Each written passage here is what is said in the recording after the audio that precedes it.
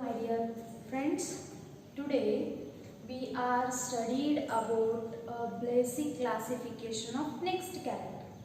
Okay, because we are studied at yesterday or last class at the basic classification of animal kingdoms. In that we are particularly studied about the characteristics, right? And those characteristics are, I once repeat, level of organization, symmetry, and next body walls. Okay, after that it is the body cavity or nothing but also called as coeloms antanu karitare.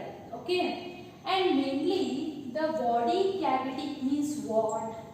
The body cavity is nothing but andre body coelom ka kuhura anತಾರೆ Kannada ಒಳಗ.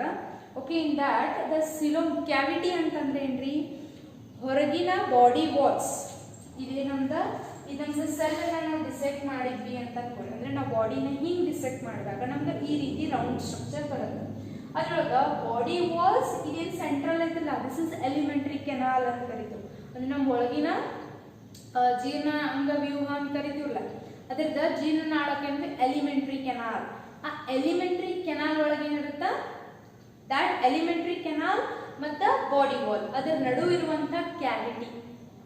Okay, ಆ cavity ನಾವೇನಂತ ಕರಿತೀವಿ, ಸಿಲೋಮ್ ಅಥವಾ body cavity ಅಂತ ಕರಿತೀವಿ. Based on that body cavity, if they are present or if will be present at a partial in form, and in that based on that character it will be classified into 3 types. ಅದನ್ನೇನು ಮಾಡಿವ್ರಿ ನಾವು, 3 ಭಾಗಗಳನ್ನಾಗಿ ಏನು ಮಾಡಿವಿ ಅಥವಾ 3 ತರನಾದ classification ಅನ್ನ ಮಾಡಿವಿ. Okay, ಅದರಲ್ಲಿ first type ಯಾವ್ದು, acoelomate. Acoelomate means the coelom is absent here. Okay, ನೋಡಿ ಇದರ ಡೆಫಿನೇಷನ್ಸ್ ನೀವು ನೆನಪಿಟ್ಕೋರಿ. ನಾ ಬೋರ್ಡ್ ಮೇಲೆ ಪರ್ಪಸ್ಲಿ ಯಾಕೆ ಬರೀತು ಅಂತಂದ್ರೆ ಇದು ನೋಟ್ಸ್ ಆಗಬೇಕು. It will B asked in the exams. Okay, first in this type no body cavity, because here there is no body cavity is present. Okay, there is no body cavity present between body walls and elementary canal. ಅಂತಂದ್ರೆ ಈ elementary canal ಮತ್ತು ಇವು body walls ನಡುವೆ ಯಾವುದೇ ರೀತಿಯಾದಂತೆ ಏನಿರುವುದಿಲ್ಲ, ನಮಗ cavity ಖಾಲಿ ಜಾಗ ಇರುವುದಿಲ್ಲ. that type of cavity is called as asilomate. Example Platyhelminthes, ಚಪ್ಪಟೆ ಹುಳುಗಳು ಅಂತ ಕರಿತೀವಲ್ಲ, because their body is ಫ್ಲಾಟೆಂಡ್.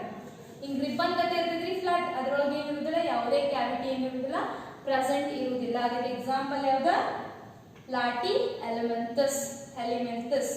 Okay, in next type ಯಾವ್ದ್ರಿ, ಸೂಡೋಸಿಲೋಮೇಟ್ಸ್.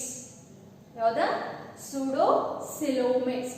And what is this pseudo? Pseudo means false. Okay, if the cavity is present but there is no mesoderm layer is covered. ಅರ್ಥಾತು? Okay, pseudocoelomate. ಈ pseudocoelomate ಹೋಗೋಕ್ಕಿಂತ first eucoelomate ಕಲ್ತು ಬರೋಣ. Because coelom ಹೆಂಗಿರುತ್ತೆ ಅಂತ ತಿಳ್ಕೊಂಡ್ರೆ easily we can understand these both. Okay, first one, coelomate ಅಂತಂದ್ರೆ ಏನಂದ್ರೆ body cavity present between body walls and alimentary canal ಅಥವಾ intestinal canal ಅಂತಾನೂ ಕರೀತಾರೆ. ಓಕೆ, ಇಲ್ಲಿ ನೋಡಿ, ಇದೇ ನಮ್ದ ಬಾಡಿ ವಾಲ್, ಇದು ಎಕ್ಟೋಡರ್ಮ್, ಇದು ಎಂಡೋಡರ್ಮ್. ಈ ಎಂಡೋಡರ್ಮ್ ಇದು ನಡುವಿನ ನಮ್ಗೆ ಯೆಲ್ಲೋ ಕಲರ್ ಕಾಣಿಸುತ್ತೆ, ದಿಸ್ ಇಸ್ ಮಿಸೋಡರ್ಮ್. ಇವು 3 ಬಾಡಿ ವಾಲ್ ಇದೇನಲ್ಲಿ ಎಲಿಮೆಂಟರಿ ಕೆನಾಲ್ ಇದೆ ಸೆಂಟರ್. ಓಕೆ, ಇದರ ಬಿಟ್ವೀನ್ ಬಾಡಿ ವಾಲ್ ಮತ್ತು alimentary canal between there is a space. ಇಲ್ಲೇನು ಕಾಣಿಸುತ್ತೆ, ಸ್ಪೇಸ್ ಇದೆ. These space or these cavity called as a body cavity. If this body cavity is layered by mesoderm layer, ಈ cavity ಸುತ್ತಲೂ ಏನಾಗಿರಬೇಕು, mesoderm ಪದರ ಸುತ್ತಕೊಂಡಿರಬೇಕು. That is we called as true coelom. U means true, ಅಂದ್ರೆ correct ಆದ ಸರಿಯಾದ cavity, ಅದ eucoelomate ಅಂತ ಕರೀತೀವಿ. ಅರ್ಥಾತ್ರಿ? ಇನ್ನ pseudocoelomates ಅಂತಂದ್ರೆ simple. The body cavity is present between body walls and elementary canals, but not lined by mesoderm. ಇದು ಹೆಂಗೆ ಕ್ಯಾವಿಟಿ ಇಲ್ಲಿ mesoderm layer cover there is no mesoderm layer is present. They, if present, they are in a pouch like structures. Mesoderm layer irtav because it is also triploblastic, but they are not covered by the cavity. They are in the form of pouches. ಹಿಂಗ ಒಂದೊಂದು ಕಡೆ ಏನಾಗಿರ್ತವೆ ಗುಂಪಾಗಿ pouches ಗತೆ ಏನಾಗಿರ್ತವೆ. The mesoderm cells are present but they are not lined by the cavity. ಅದಕ್ಕೆ ನಾವು ಇದಕ್ಕೆ ಏನಂತೀವಿ pseudocoelomates ಅಂತ ಕರಿತೀವಿ. ಇದಕ್ಕ eucoelomates. ಇದರೊಳಗೆ ಏನಿರುತ್ತೆ obviously the cavity is absent. That's why it is called as acoelomate, pseudocoelomate and eucoelomates. Pseudocoelomates ಗೆ asphelminths ದುಂಡು ಹುಳುಗಳು ಅಂತಿಲ್ಲ, that one. ಈ eucoelomates ನ annelida, arthropoda, cyanodermata, chordates, these all are example of eucoelomates. Okay, in next ಇದ ಮೂರು ಅರ್ಥ ಅದು ಅನ್ಕೊಂತೇನೆ. ಇನ್ ನೆಕ್ಸ್ಟ್ ಕ್ಯಾರೆಕ್ಟರ್ ಯಾವ್ದು ಬರುತ್ತ್ರಿ? ಸೆಗ್ಮೆಂಟೇಶನ್ ಬರುತ್ತೆ. ಏನ್ ಬರುತ್ತ್ರಿ? Segmentation. Next character will be, ನಿಮಗ ಅರ್ಥ ಆಗಲಿಲ್ಲ ಅಂತಂದ್ರೆ ಪ್ಲೀಸ್ ಕಮೆಂಟ್, ಕನ್ನಡ ಒಳಗ ಕಮೆಂಟ್ ಮಾಡಿ, ನಾ ರಿಪ್ಲೈ ಮಾಡ್ತೇನೆ. ನೆಕ್ಸ್ಟ್ ಯಾವ್ದ್ರಿ? Next character will segmentation.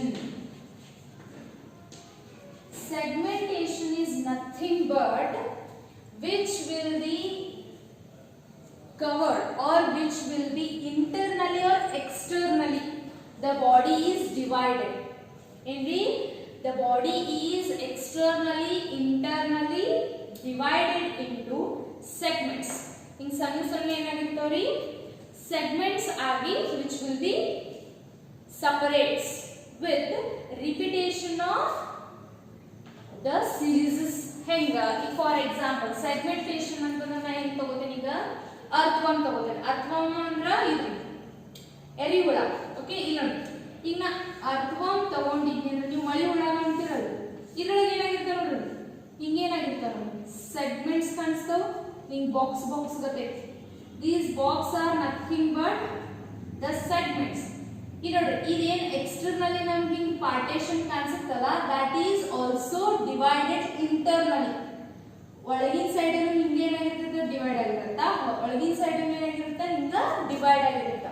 Okay, the body is externally, internally divided by some repeat series. Repetition series ಏನಾಗಿರುತ್ತೆ? ಡಿವೈಡೇಷನ್ ಆಗಿರುತ್ತೆ. Okay, in that mainly this type of segments we called as metamerism ಅಂತ ಕರೀತೀವಿ. ಏನಂತ ಕರೀತೀವಿ? the phenomenon is called as metamerism ಅಥವಾ metamer segmentation. ಅರ್ಥಾತ್ರಿ metamerism or segmentational metameric segmentation ಅಂತಾನೂ ಕರೀತೀವಿ. Metamerism ಅಂದ್ರೂ ಒಂದ, ಸೆಗ್ಮೆಂಟೇಷನ್ ಅಂತಂದ್ರೂ ಒಂದ. ಓಕೆ, ಇದಕ್ಕೆ ಎಕ್ಸಾಂಪಲ್ ಯಾವ್ದು ಬರ್ತೈತ್ರಿ? ಆರ್ಥ್ರೋಪೋಡಾ. ಇನ್ಸೆಕ್ಟ್ ಒಳಗೂ ನಿಮ್ಗೆ ಸೆಗ್ಮೆಂಟೇಷನ್ ಕಾಣಿಸ್ತಾವು. Annelida and next Arthropoda and sacculation examples which will be helps to separate the segments. In next ಇನ್ನೊಂದು ಬರುತ್ತೆ, ಯಾವ್ದ್ರಿ? ನೋಟೋಕಾರ್ಡ್. ನಾವು ಬೆನ್ನು ಹುರಿ ಅಂತ ಕರಿತೇವಲ್ಲ, that notochord which is mesodermally divided. mesodermally ಅಂತಂದ್ರೆ ಈ mesodermal layer ದಿಂದ ಡಿವೈಡ್ ಆಗಿ a rod like structure. dorsal side ಅಂದ್ರೆ ಈ ಹಿಂದಿನ ಸೈಡ್. ಓಕೆ, ಈ dorsal side rod like structure ಏನಾಗಿರುತ್ತೆ? ನಮ್ಗ ಫಾರ್ಮ್ ಆಗಿರುತ್ತೆ. that rod like structure we call which is developed in the embryonic stage. ಅಂದ್ರೆ ಭ್ರೂಣ ಇದ್ದಾಗನೇ ಏನಾಗಿರುತ್ತಾ? ಡೆವಲಪ್ ಆಗಿರುತ್ತ. ಒಂದೊಂದು ಪ್ರಾಣಿ ಒಳಗೆ ಏನೈತ್ರಿ? ಭ್ರೂಣಾವಸ್ಥೆ ಒಳಗ ತನ ಇರುತ್ತ, ಮುಂದೇನಾಗುತ್ತದೆ? ಡಿಸ್ಅಪಿಯರ್ ಆಗುತ್ತ. ಇನ್ ಹ್ಯೂಮನ್ ಬೀಯಿಂಗ್ಸ್ ಹಂಗಾಗೋದಿಲ್ಲ. ಎಂಬ್ರಿಯಾನಿಕ್ ಒಳಗೆ ನೋಟೋಕಾರ್ಡ ಡೆವಲಪ್ ಆಗುತ್ತೆ, ಅದೇ ನಮ್ಗೆ ಏನಾಗುತ್ತೆ? ನೆಕ್ಸ್ಟ್ ಬ್ಯಾಕ್ ಬೋನ್ ಆಗಿ ಏನಾಗುತ್ತ? ಡೆವಲಪ್ ಆಗುತ್ತೆ. If notochord is present, they are chordate. Notochord present ಇದ್ರೆ that is chordate. If the notochord is absent, ನೋಡಿ ಏನ? the Notochord is mesodermally derived rod-like structure. Okay, in screen ಒಳಗೆ ಕಾಣಿಸಕತ್ತೈತೆ ಇದರ ಡೆಫಿನಿಷನ್ ನೋಡ್ರಿ ಗೊತ್ತಾಗತ್ತ. ಸಿಂಪ್ಲಿ ಅಂದ್ರೆ ನಿಮಗೆ ಟೆಕ್ಸ್ಟ್ ಬುಕ್ಸ್ ಇಲ್ಲಲ್ಲ ಅದರ ಸಲುವಾಗಿ ಏನು ಮಾಡ್ತೀವಿ ಡೆಫಿನಿಷನ್ಸ್ ಪಿಕ್ ವೈಸ್ ತೋರಿಸ್ತೀನಿ ನಿಮಗೆ ಈಸಿ ಆಗುತ್ತೆ. Derived rod-like structure formed on the dorsal side during embryonic development. ಅಂದ್ರೆ ಭ್ರೂಣಾವಸ್ಥೆ ಒಳಗೆ ಏನಾಗುತ್ತೆ ಆ ಡಾರ್ಸಲ್ notochord ಡೆವಲಪ್ಮೆಂಟ್ ಆಗುತ್ತೆ. In some times ಏನಾಗುತ್ತೆ which will be developed or it will be disappear at embryonic stage. Embryonic stage ಮುಗಿದ ನಂತರ ಏನಾಗುತ್ತೆ ಒಂದು ಪ್ರಾಣಿ ಒಳಗೆ ಯೂರೋಪಾಡೇಟಾ ಅಂತ ಬರುತ್ತೆ ಅದರೊಳಗೆ ಏನಾಗುತ್ತೆ ಡಿಸಪಿಯರ್ ಆಗುತ್ತೆ. But in next it will be appear as a chordate. In human beings ಒಳಗೆ ಏನಾಗುತ್ತೆ ಅದ ನೆಕ್ಸ್ಟ್ ಬ್ಯಾಕ್ ಬೋನ್ ಆಗಿ ಏನಾಗುತ್ತೆ ಫಾರ್ಮ್ ಆಗುತ್ತೆ. ಅರ್ಥಾತ್ರಿ ಇಫ್ notochord ಪ್ರೆಸೆಂಟ್ ಇದ್ರೆ ಅದಕ್ಕೆ ನಾವೇನಂತೀವಿ ಕಾರ್ಡೆಟ್ಸ್ ಅಂತೀವಿ. notochord absent ಇದ್ದಾಗ that is we called non chordate. Chordates ಅಂತಂದ್ರೆ ಏನ್ರಿ ನಾವೀಗ ಕಲ್ತೀವಲ್ಲ ಪೈಸಸ್ ಟು ಮ್ಯಾಮಲಿಯನ್ ಮೀನುಗಳಿಂದ ಸಸ್ತನಿತನ. In next non chordate means Porifera to echinodermates ತನ. Okay and today we are detailedly studied about the basic classification characters. ಇಲ್ಲಿಗೆ characters ಮುಗಿತು. ಇನ್ನ ಒಂದು ಮೆನ್ಷನ್ ಮಾಡಿದ್ದೆ ನಾ ಸಿಫಿಲೈಸೇಷನ್ ಅಂತ. ಸಿಫಿಲೈಸೇಷನ್ is nothing but which is the formation of head. Sifa means head. Head formation ಆದಂತ group based on that also the classification will be considered as this one, this group, this one is this group based on the civilization, the formation of head. Okay, and these all characters which are the mentioned or which are considered in the main classification of animals. ಅರ್ಥಾತ್ರಿ ಅಂದ್ರೆ ಇವೆಲ್ಲ character ನಾವೇನ್ ಕಲ್ತೀವಲ್ಲ ಅವೆಲ್ಲ character ನಾವೇನ್ ಮಾಡ್ತೀವಿ consider ಮಾಡ್ತೀವಿ. ಎಲ್ಲಿ ಈ ಗುಣಗಳ ಆಧಾರದ ಮೇಲೆ ಏನ್ ಮಾಡ್ತೀವಿ ಈ ಗುಣಗಳು ಪ್ರೆಸೆಂಟ್ ಇದ್ರೆ ಒಂದು ಗ್ರೂಪ್ ಅಬ್ಸೆಂಟ್ ಇದ್ರೆ ಇನ್ನೊಂದು ಗ್ರೂಪ್ ಆ ಆಧಾರದ ಮೇಲೆ ಏನ್ ಮಾಡೀವಿ ನಾವು ಸೆವೆರಲ್ ಗ್ರೂಪ್ಸ್ ಆಗಿ ಏನ್ ಮಾಡೀವಿ ನಾವು ಕ್ಲಾಸಿಫಿಕೇಶನ್ ಮಾಡೀವಿ.